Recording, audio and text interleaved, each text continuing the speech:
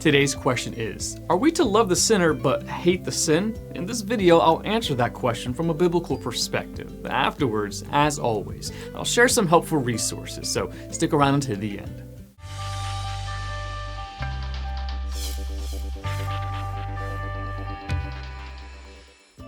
Many Christians use the cliche, love the sinner, hate the sin.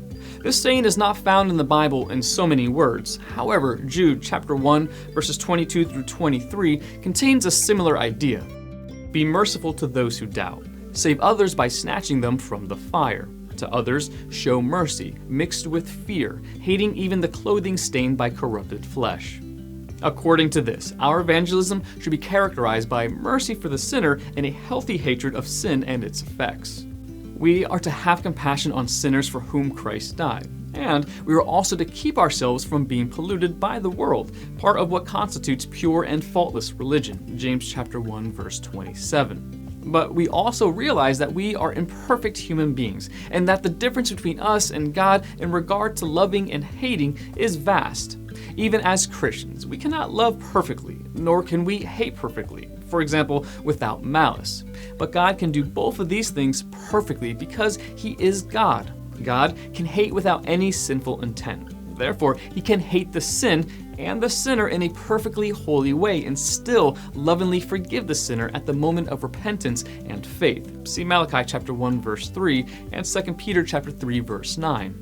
The Bible clearly teaches that God is love. 1 John chapter 4, verses 8 and 9 says, "Whoever does not love does not know God, because God is love. This is how God showed His love among us. He sent His one and only Son into the world that we might live through Him." Mysterious but true is the fact that God can perfectly love and hate a person at the same time. This means He can love him as someone He created and can redeem, as well as hate him for his unbelief and sinful lifestyle. We, as imperfect human beings, cannot do this. Thus, we must remind ourselves to love the sinner, hate the sin. How exactly does this work? We hate sin by recognizing it for what it is, refusing to take part in it, and condemning it as contrary to God's nature. Sin is to be hated, not excused or taken lightly. We love sinners by showing them respect, 1 Peter chapter 2, verse 17, praying for them, 1 Timothy chapter 2, verse 1, and witnessing to them of Christ. It is a true act of love to treat someone with respect and kindness even though you do not approve of his or her lifestyle or sinful choices. It is not loving to allow a person to remain stuck in sin. It is not hateful to tell a person he or she is in sin. In fact, the exact opposites are true. Sin leads to death, James chapter 1, verse 15, and we love the sinner by speaking the truth in love, Ephesians chapter 4, verse 15. We hate the sin by refusing to condone it, ignore it, or excuse it.